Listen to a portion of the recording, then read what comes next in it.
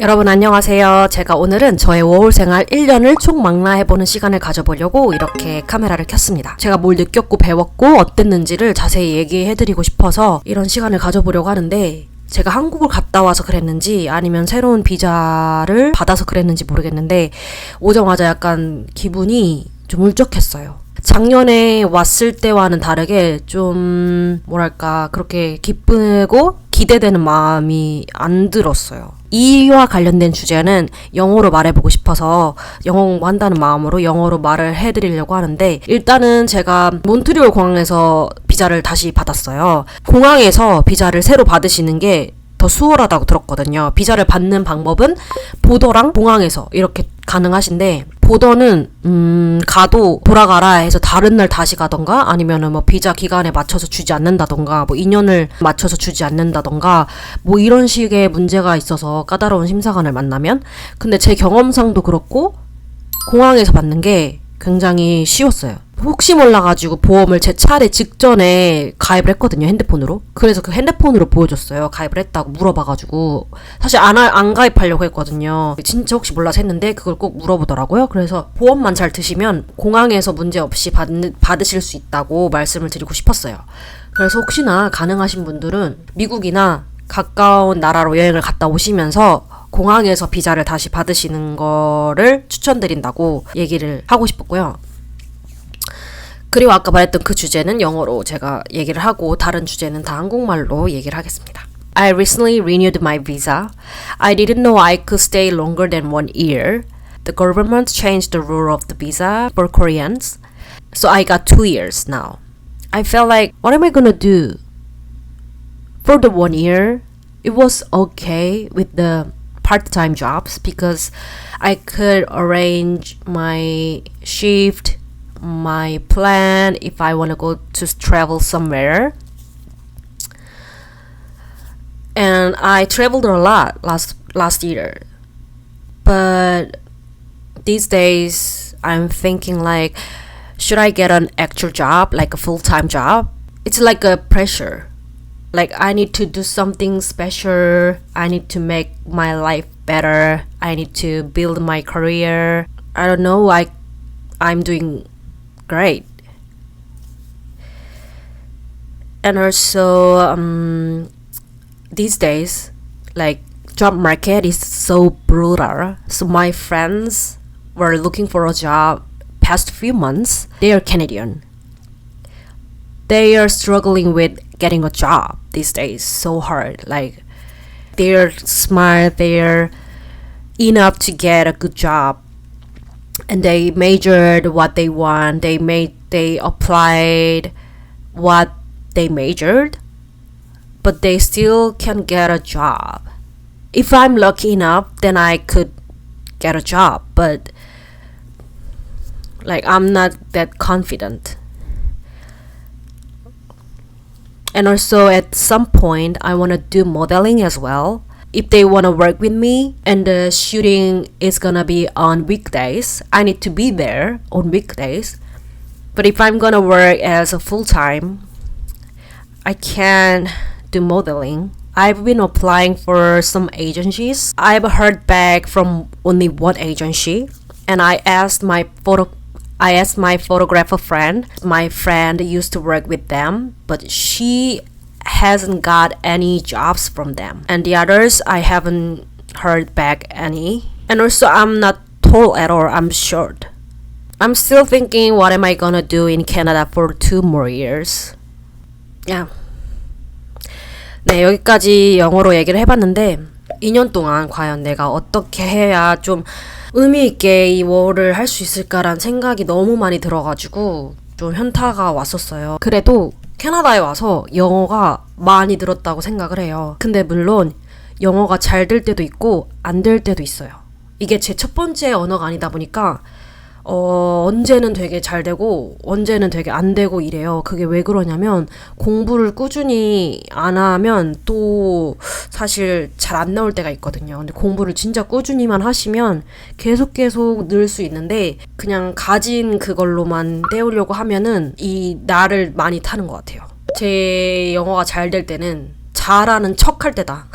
잘하는 척을 할 때 잘 할 수 있어진다. 약간 이런 게 있어요, 진짜. 캐네디언 친구랑 일하는데 그 친구들은 진짜 그냥 유머도 잘 적절히 써가면서 막 웃음이 오가는 그런 대화를 할 수 있는데 뭐랄까 여유는 없단 말이에요. 그러니까 여유가 없는 거죠. 저는 내가 전달할 수 있는 얘기만이라도 잘하자 할 수 있는 날도 있지만은 그거는 정말 컨디션 엄청 좋을 때, 본인들이 혹시 워홀을 오실 때, 오기 전에 왜 영어를 잘하고 싶은지 그런 뚜렷한 이유를 본인이 아시나요? 내가 돈을 한 푼도 안 들이고 최대한 내가 가진 환경에서 할 수 있는 만큼 영어를 잘 해보자, 늘려보자 이런 의지가 있었어요. 그래서 일하면서 아까 말했듯이 그 헬스장에서 다른 친구랑 이제 다른 멤버분이랑 이렇게 얘기를 나눌 때 저는 진짜 뚫어지게 쳐다보면서 저한테 눈길을 안 줘도, 저한테 눈길을 잘 안 줘요. 왜냐면 서로 얘기를 하고 있으면은 그래도 저는 계속 뚫어주라 두 사람이 말하는 걸 쳐다보면서 최대한 이해하고 싶어서 나한테 눈길 안 줘도 그냥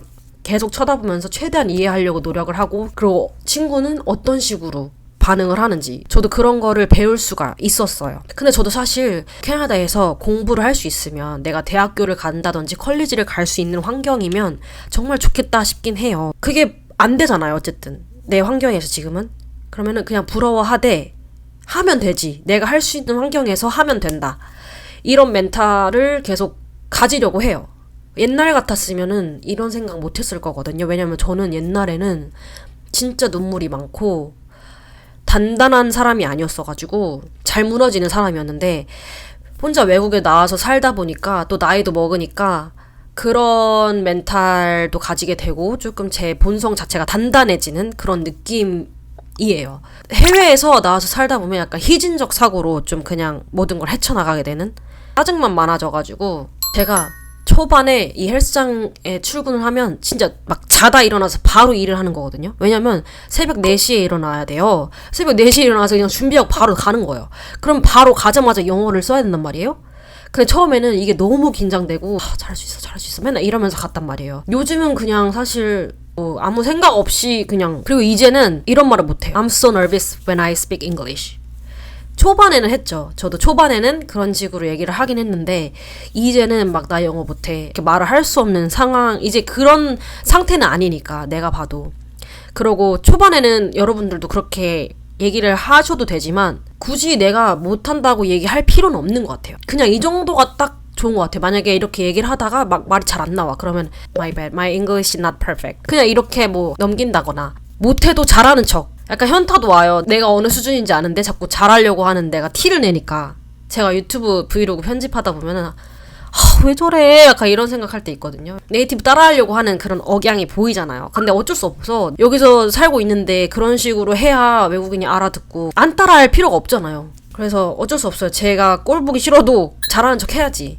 그리고 영어는 저한테만큼은 환경이 굉장히 중요하게 먹히는 것 같아요. 저 같은 경우는 옆에서 누가 사투리를 쓰면 그 사투리가 갑자기 툭 튀어나와요. 그들이 쓰는 사투리가. 저도 왜 그런지 모르겠는데 그냥 약간 옆에 있으면 배겨가지고 그 사투리 억양이 저도 모르게 툭툭 나오거든요. 사실 그 옆에서 보고 배우는 게 커가지고 계속 그 친구들의 억양을 따라하기도 해보고 그 친구들의 뭔가 바이브? 배기도 하거든요. 원어민들이 듣기에는 제 억양이 특이할 수도 있고 그들의 억양이 아니라고 생각할 수도 있지만, 이런 분들은 워홀에 오셔가지고 영어를 배우시는 것도 나쁘지 않다고 생각해요. 제가 워홀을 초반에 만약에 20대 초반이었다 그러면은 중간에 중도 포기했을 수도 있을 것 같아요. 이게 중후반 때에 오니까 알아서 잘 헤쳐나갈 수 있는 힘이 있는 느낌? 워홀은 20대 중후반에 오는 게 베스트다. 물론 20대 초에 오셔가지고 잘 적응하고 잘 살아가실 수 있는 분들도 있겠지만, 저 같은 경우는 중후반 때에 좀 더 잘 배우고 잘 느끼고 그럴 수 있는 것 같아요. 그 나이에 맞게. 워홀이 잘 맞을 것 같은 사람 다 해당이 된다. 그럼 무조건 워홀 추천드립니다. 첫 번째, 독립적인 사람. 두 번째, 나 자신에 대해서 더 알고 싶은 사람. 세 번째, 야망이 있고 도전적인 사람. 그리고 영어 관련해서 또 한 가지 얘기를 드리자면, 제가 한인잡을 지원을 아예 안 한 건 아니에요. 2번 지원을 했었거든요. 한 곳은 레스토랑이고 한 곳은 타투샵이었어요. 근데 타투샵은 이메일로만 주고받고 저를 채용하지 않았는데 저한테 그러시더라고요. 이메일로 워홀러 분들은 영어를 잘 못하는 경향이 있어서요. 저는 영어 잘할 수 있습니다. 이렇게 답장을 했더니 그냥 답장이 안 와가지고 그게 끝이었어요. 그리고 다른 레스토랑은 면접을 봤어요. 실제로 면접을 봐가지고 저희는 영어 하는 게 중요해서요. 이렇게 말씀을 하셔서 저 영어 잘할 수 있습니다. 이렇게 눈 똑바로 쳐다보고 얘기를 했어요. 그러면은 얼마나 잘하는지 봅시다. 이렇게 해서 뭐 이렇게 테스트라도 간단한 테스트라도 할 줄 알았는데 그냥 알겠다고 하고 넘어갔는데 저를 채용을 안 하셨더라고요. 저는 사실 이게 자랑은 아닌데 제가 일을 진짜 잘 구하거든요. 제가 한국에서도 일을 너무 잘 구해서 친구들이 알바몬이잖아 이러면서 그러고 면접을 보면은 인상이 좀 좋은 편이어서 잘 안 붙은 적이 거의 없었거든요. 그런데 뭐 테스트도 없이 뭐 어떤 편견에 의해서 안 뽑으시니까 까보지도 않고 안 뽑으시니까 근데 저 헬스장은 직접 면접 보면서 영어로 다 대화해서 제가 따냈잖아요. 그러니까 이게 약간 모순적인 거죠. 어쨌든 그들이 가진 선입견으로 인해서 제가 영어를 얼만큼 잘하는지도 모르는 상태로 아예 그냥 안 뽑아버리신 거니까. 그래서 제가 드리고 싶은 말은 내 생각으론 내 영어가 너무 완벽하지 못해. 이런 생각을 가지고 계셔도 문을 두드려 봐야지 알 수 있는 거거든요. 까봐야 아는 거거든요. 의기소침해 하지 마시고 기회는 있을 겁니다. 그리고 제가 여기 와서 느끼는 게 캐나다는 굉장히 자유로워요. 캐나다에 오시면은 되게 숨 쉬는 느낌이 나실 수도 있고요. 그런 환경에서 자란 친구들을 보면서 각자가 가진 매력이 너무 확연하게 잘 보여서 좀 놀랐어요. 저는 한국에 있을 때 제가 자존감이 굉장히 낮았어요. 그러니까 이게 워홀을 추천합니다 이게 아니라 아까 말씀드렸듯이 저도 지금 워홀을 하면서도 고민이 굉장히 많아요. 그래서 내가 여기 있는 게 맞는 걸까를 생각하고 있답니다. 제가 뭘 느꼈는지를 그냥 얘기를 해드리는 거니까. 그러니까 특히나 여자인 친구들 보면서 그러니까 남자인 친구들은 뭐 남자인 친구들도 매력이 있겠죠. 그 치열한 경쟁 속에서 저를 잃으면서 저의 매력까지도 제가 자신이 전혀 모르는 그런 상태였죠.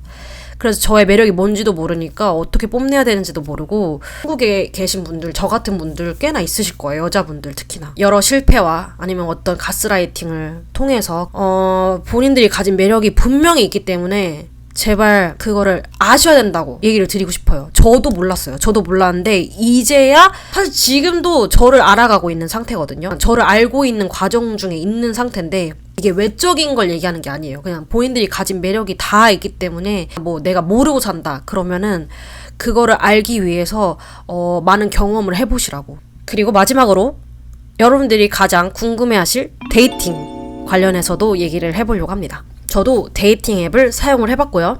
데이트도 몇 번 해봤습니다. 현재 연애는 안 하고 있고요.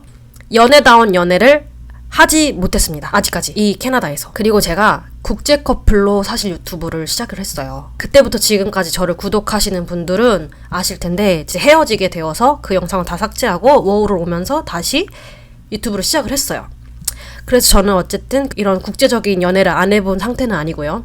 근데 그 친구랑은 한국에서 만나고 롱디를 했기 때문에 아예 외국에 나와서 연애를 하는 거랑은 아예 다르긴 한데 아셔야 될 게 있습니다.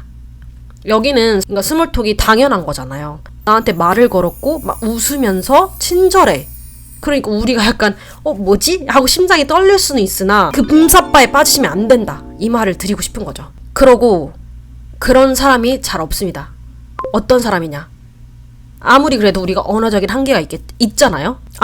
영어를 잘하시면 사실 문제가 없으나 연애를 하면 문화적 차이도 있고 언어적 한계도 있고 하여튼 이런 차이점이 존재하잖아요. 근데 이런 거를 내 언어적 한계를 그 인내심을 갖고 이해해줄 남자가 별로 없습니다. 그 나를 너무 좋아하는 남자를 만나지 않는 한 뭐 그런 상대를 만나게 되면 운명의 상대를 만나신 겁니다. 여기 북미의 연애의 문제가 시츄에이션십이라고 너무 재고 따지는 게 많아서 그런 걸 수도 있고 이유는 모르겠으나 그 릴레이션십까지 가는 기간이 굉장히 길고 그런 관계를 시츄에이션십에 머물기를 원해요. 남자들이. 나는 릴레이션십을 원하는데 남자는 시츄에이션십을 원했다. 그런 걸 제 경험을 얘기하는 게 아니에요. 그냥 이게 보편적이에요. 진짜로. 친구 한 명이랑 2달 정도 이렇게 썸을 탔는데 저 또한 확신이 없었어요. 레드 플래그가 있었기 때문에 저 또한 그 친구랑 남자친구 여자친구 하고 싶어 하는 생각이 없었기 때문에 근데 저는 또 질질 끄는 그런 관계는 싫거든요. 할 거면 관계를 확실히 해야지. 뭐 네가 원하는 게 아니면은 너가 이제 한국을 간다는 생각을 하면은 뭐 이런저런 뭐 핑계를 대는 거예요. 그러니까 내가 만약에 외롭지 않아서 정말 잘 살고 있어. 그러면은 사실 기준을 낮춰서 누굴 만날 필요가 없는데, 그러니까 외로우니까 막 누구랑 데이트 하고 싶고 하니까 그냥 말 좀 잘 통하네 하면 데이트 나가게 되고 막 이런 상황이 생길 수가 있단 말이에요. 근데 그럴 필요가 있을까요? 워홀은 빙 싱글로 있는 게 제일 재밌고 즐겁습니다. 워홀은 본인 자신을 알아가기 정말 좋은 시간이거든요. 레드 플래그가 하나라도 보이잖아요. 절대 만나지 마세요. 제발. 물론 처음부터 완벽한 사람은 없겠지만 레드 플래그까지 아닌 적정선이 있잖아요. 근데 이게 레드 플래그야. 그냥 누가 봐도 레드 플래그야. 그럼 만나지 마세요. 제발. 아시겠죠? 그리고 사실 잘생긴 사람도 별로 없어요. 지금까지 봤던 제일 잘생겼던 저의 취향인 남자가 식당에 왔던 손님인데 정말 잘생겼었어요. 제 취향으로. 그런데 이제 독일에서 왔는데 가족들이랑 여행을 온 사람이어가지고 빠이 그냥 빠이 해버렸습니다. 그랬어요.